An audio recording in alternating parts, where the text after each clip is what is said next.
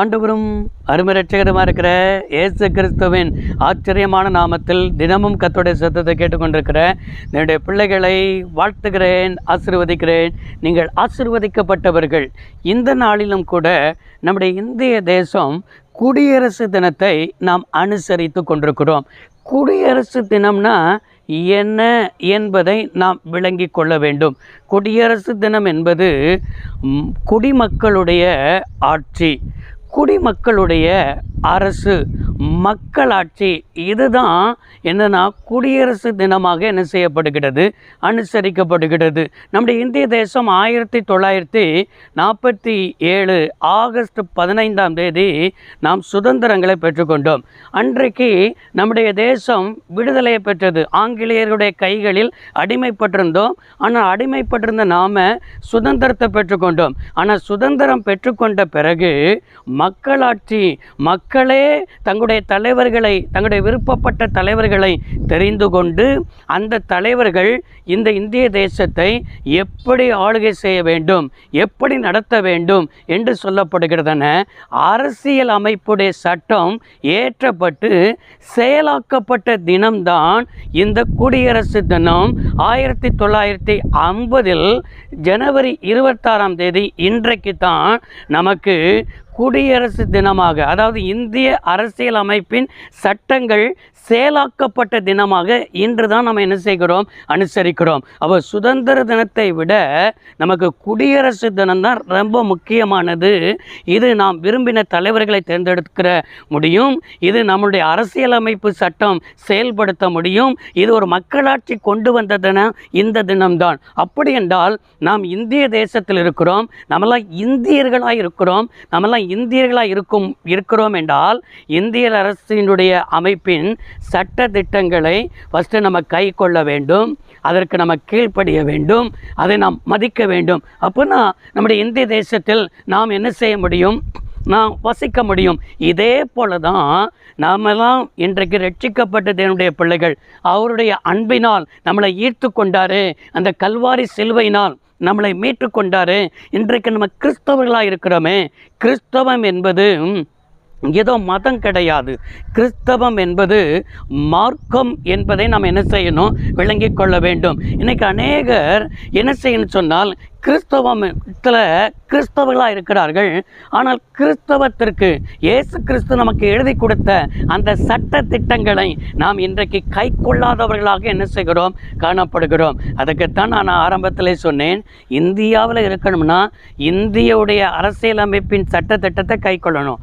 அதே போல் ஆண்டவருடைய பிள்ளைகளாய் கிறிஸ்தவர்களாய் நாம் இருக்க வேண்டும் என்றால் இந்த வேத வசனம்தான் நமக்கு சட்டம்.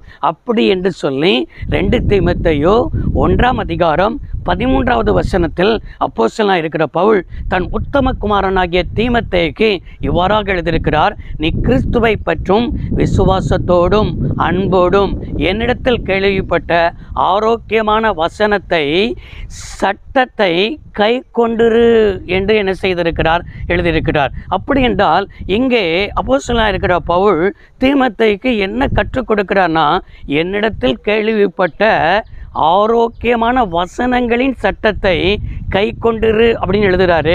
கடைசி நாட்களில் கள்ளப்போதகர்கள், கள்ள தீர்க்கதரிசிகள் எழும்பி வசனங்களை என்ன செய்வார்கள், தாங்கள் விரும்புகிறபடி கள்ள போதனைகளை என்ன செய்வார்கள்.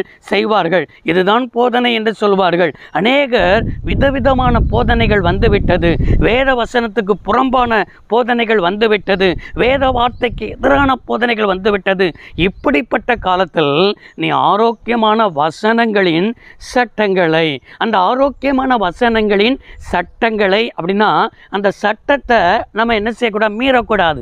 சட்டத்தை மீறும் பொழுதுதான் பாவமாகி விடுகிறது. இன்னைக்கு வசனத்தை மீறி நடக்கிறோம். வசனம் இல்லாமல் எதை நம்ம செய்தாலும் அதுதான் பாவம் என்பதை விளங்கி கொள்ளணும். இன்னைக்கு கிறிஸ்தவர்கள் எத்தனை பேருக்கு வேத வசனம் தெரியும், யோசித்து பாருங்க. நானும் கிறிஸ்தவன் என்று சொல்கிறோம். 5 நிமிடம் ஜெபிக்காத கிறிஸ்தவர்கள் இருக்கிறோமே. வேத வேதத்தை வாசிக்காத கிறிஸ்தவர்கள் இருக்கிறோமே, வேதத்தை வாசித்தாலும் அதை கை கொள்ளாத கிறிஸ்தவர்கள் இருக்கிறோமே, கடமைக்காக வாசிக்கிறவர்களாக இருக்கிறோமே, கடமைக்காய் கை கொள்கிறவர்கள் இருக்கிறோமே. ஏதோ கிறிஸ்தவர்கள் என்று சொன்னால் வேத புத்தகம் நம்முடைய வீட்டில் இருக்கிறது, ஆனால் வேதத்தை என்றைக்காவது படிக்கிறோமா? வேதத்திற்கு என்றைக்காவது கீழ்ப்படுகிறோமா?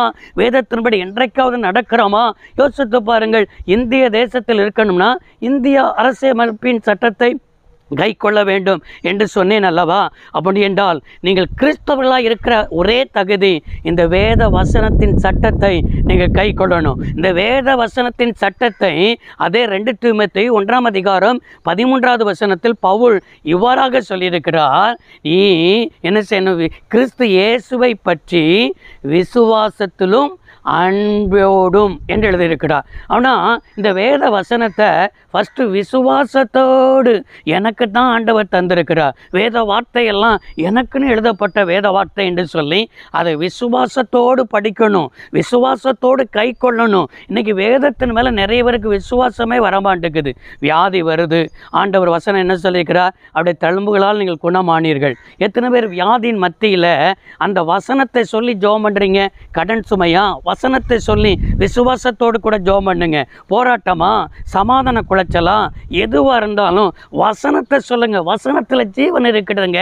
அதுதான் விசுவாசத்தோடும் அன்போடும் என்று எழுதப்பட்டிருக்கிறது. அப்படின்னா அன்போடும் என்னதுன்னா, ஆண்டவர் மேலே நம்ம வைத்திருக்கிற அன்பு அந்த வசனத்தை கை கொள்ளுகிறவர்களாய் மாற்றும். நீங்கள் ஆண்டவரிடத்தில் அன்பு வைத்திருக்கிறேன் என்று சொன்னால் என்னுடைய வசனத்தை கை கொள்வீர்கள் என்று சொல்லப்பட்டிருக்கிறது.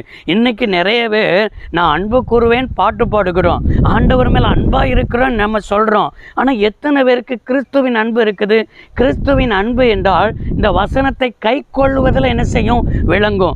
இன்றைக்கும் எனக்கு அருமையான கர்த்தருடைய பிள்ளைகளே, நாம் குடியரசு தினம் என்றைக்கோ நாம் என்ன செய்கிறோம்? நாம் பெற்றோம் என்று சொல்லி நாம் அதை நம்முடைய இந்திய தேசத்தில் அனுசரித்து கொண்டிருக்கிறோம். இது வெளியேறப்பட்டது, நான் மறுக்க விரும்பவில்லை. உண்மையிலே இது தேவை. நம்முடைய இந்திய தேசத்தில் விடுதலையாக இருக்கிறோம்.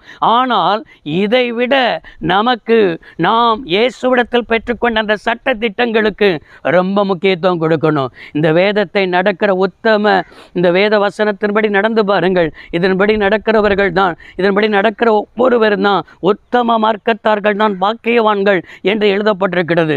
எனவே இதை நேசியுங்கள், இதை வாசியுங்கள், இதை யோசியுங்கள், இதை அபியாசப்படுத்துங்கள்.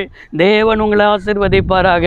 உங்கள் அனைவரையும் ஆண்டவருடைய அன்பினால் நான் வாழ்த்துகிறேன், ஆசீர்வதிக்கிறேன். எனவே இந்த வார்த்தைக்கு கீழ்ப்படியுங்கள். தேவன் உங்களை ஆசீர்வதிப்பார். சர்வ வல்லமையுள்ள தேவமே, அருமை தகப்பனே, இந்த வார்த்தையின்படியே வாழ, இந்த வார்த்தையின்படியே ஜீவிக்க, இந்த வார்த்தையை கை கொள்ள கர்த்தர் கிருபை தருவீராக. இயேசு கிறிஸ்துவின் நாமத்தில் வேண்டி கேட்கிறோம் நல்ல பிதாவே, ஆமென். கர்த்தர் உங்களை ஆசீர்வதிப்பாராக. God bless you all.